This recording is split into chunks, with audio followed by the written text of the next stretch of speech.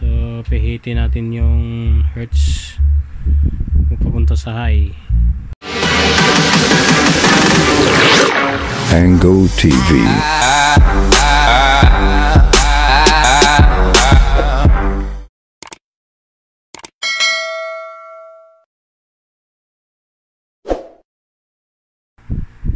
So right mga boss, welcome back to my channel, Ango TV.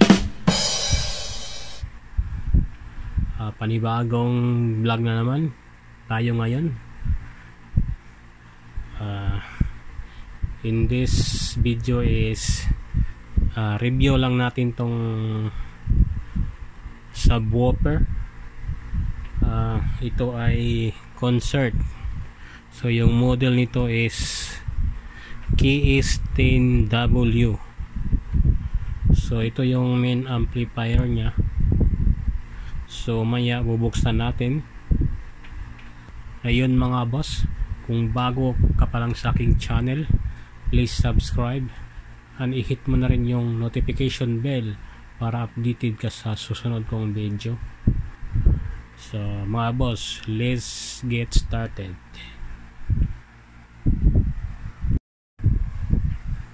So right mga boss, so ito yung ano nya, yung amplifier nya ng subwoofer. So ito yung main volume, so ito yung frequency, meron siyang high tsaka cut, tsaka hanggang 40 to 160 Hz, tsaka yung piece normal tsaka reverse. So meron siyang input left and right, then input 2, input 1, input 2 from amplifier, connect sa amplifier, then output to speaker. Okay, din ito yung heatsink, so easy cord, din ito fuse, heatsink, so power switch. So buksan na natin to mga boss kung ano yung laman nito.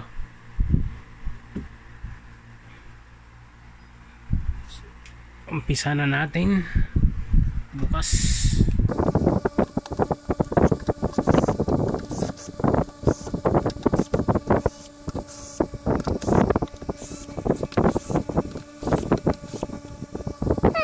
Bago pa lang natin buksan pala to, so susukatin natin yung buong box.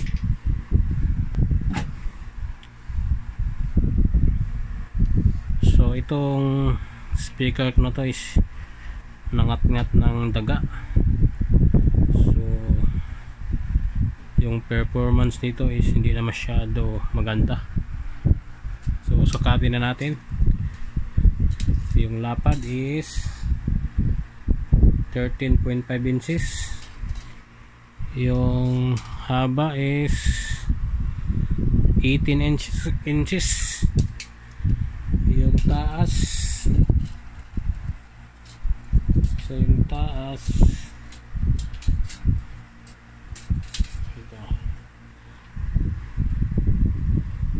So 13 inches yung taas. So yun yung sukat ng box nya.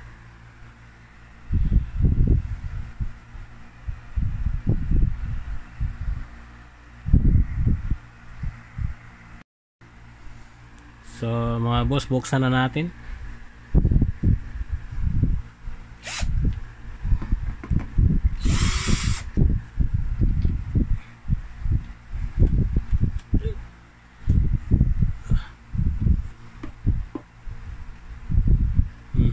So ito yung laman ng loob. Tanggalin ko lang yung connect sa speaker. So yan, ito yung laman ng loob. So ito yung main amplifier nya, board. So gumamit lang siya ng integrated circuit or IC. Ito yung tone control. So yung IC na gamit is TDE 7294. So yan yung IC gamit. So ito yung power supply nya, toroidal transformer.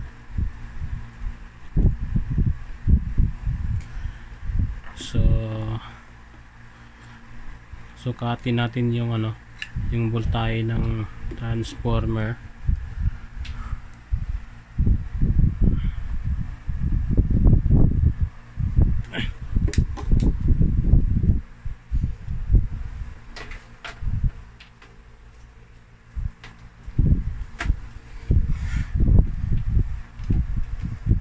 So plug na natin, then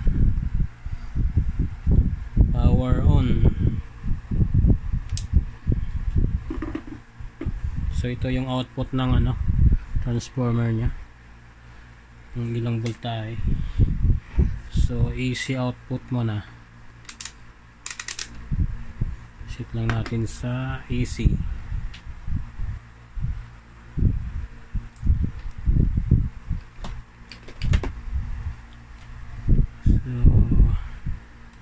AC, naka-AC na.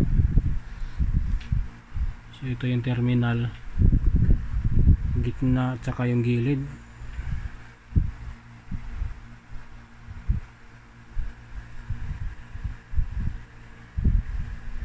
So 22.8.9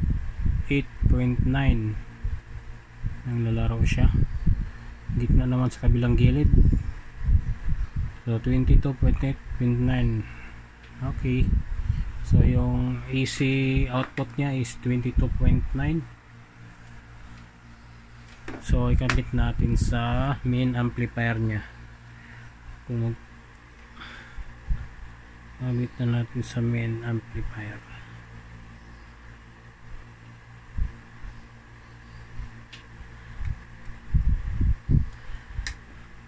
So susukatin naman natin yung DC.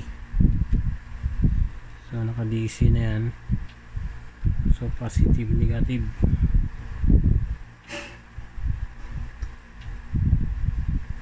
So 29.3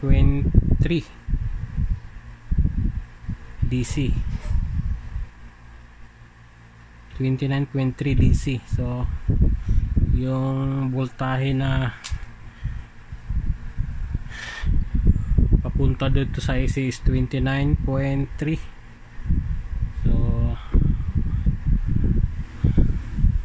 yun mga boss. So ito lang yung loob. So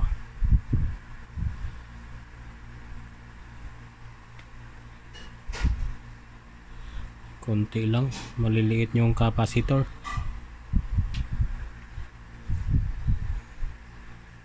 So yan.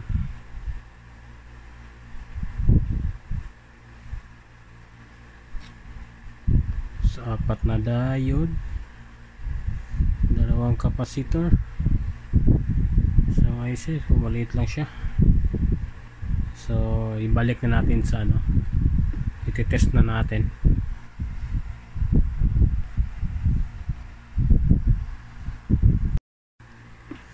So kabit natin yung speaker. Ay, hindi ko pala ito na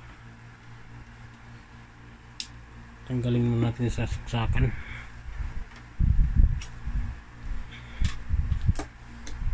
Kabit natin yung speaker.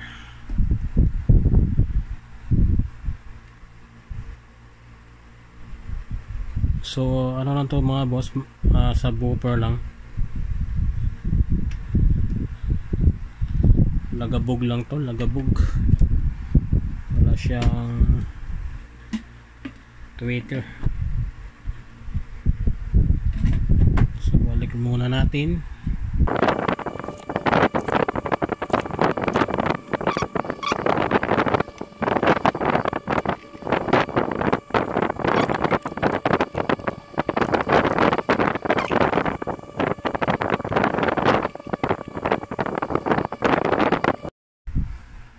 So ay balik na natin mga boss. So i-test na natin yung tunog. So ito yung gamitin natin, yung RC jack. So yung ito 3.5 mil jack. So ito RC jack. So kabit natin dito sa input. So ipa-plug na natin. Plug. So gamit lang tayo ng pa-drive lang natin yung cellphone. Saan yung cellphone? So cellphone lang pa-drive. So power on na natin.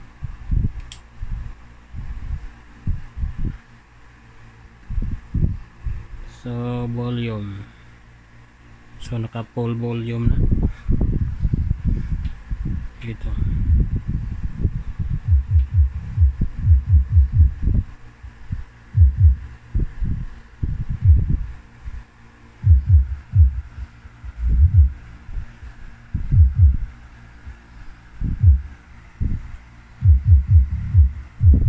So yun na boss,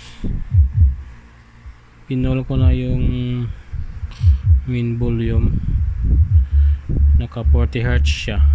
So yung pitch na naka normal. So pihitin natin yung hertz papunta sa high.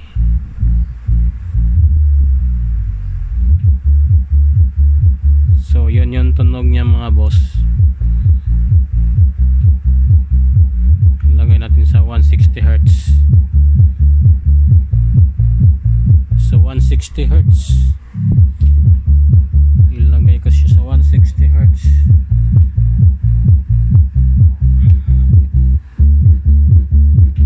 So ito.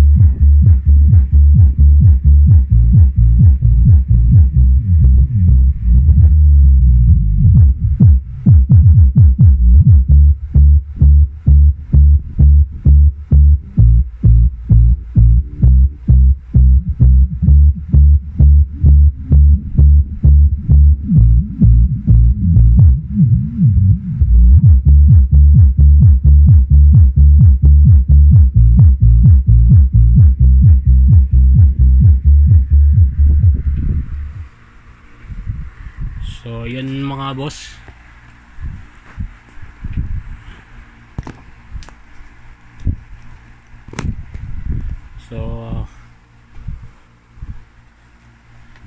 testing na natin. So yun lang yung gamit niya, lagabog. So kung lagyan pa siya ng ano, maganda na yung tunog nun pag may kasama na may amplifier siyang kasama na may high frequency. So gaganda na yung tunog, lagabog lang kasi ito. So alright mga boss, so hanggang dito na lang aking video. So kung nagustuhan yung aking video, please like and share. So kita-kits sa susunod naman na video. So maraming salamat. God bless.